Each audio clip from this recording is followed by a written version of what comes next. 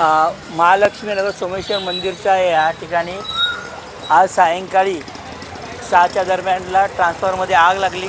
आगीचं कारण समजलेलं आहे की या ठिकाणी असा कचरा साठलेला आहे, याला आग लागून ट्रान्सफॉर्मरला आग लागली, त्यामुळे मोठी दुर्घटना होता वाचली आहे।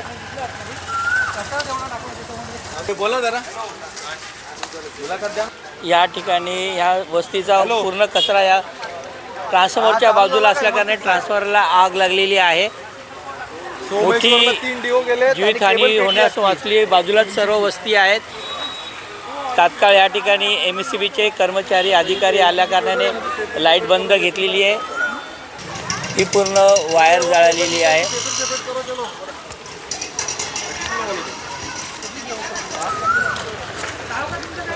MSCBचे सर्व कर्मचारी या ठिकाणी आहे। लाईट बंद घेतली, आता थोड्या वेळानंतर ही लाईट चालू करण्यात आलेली आहे।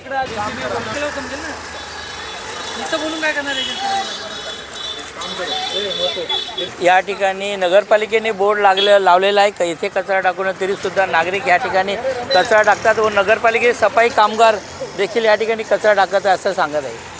शॉर्ट सर्किट आग लागली, कशामुळे लागली?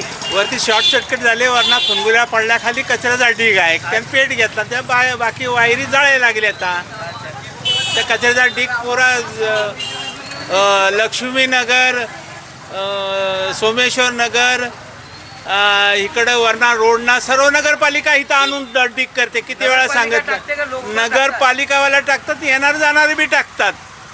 विचारलं तर हा रोड आहे, रोडवरती तुमचा काय अधिकार आहे? चला घंटा गाडीमध्ये सांगतो, घंटा गाडीमध्ये टाका। घंटा गाडीमध्ये कामावर जाणारे फेकतात, गाडीवर जातात निघून। किती वेळा त्यांना सांगितलं, ते ऐकाय लोक तयार नाहीत। बोलायला गेलं तर भांडणं करायला उतरायचं। रोड काय तुमच्या बापाचा आहे का?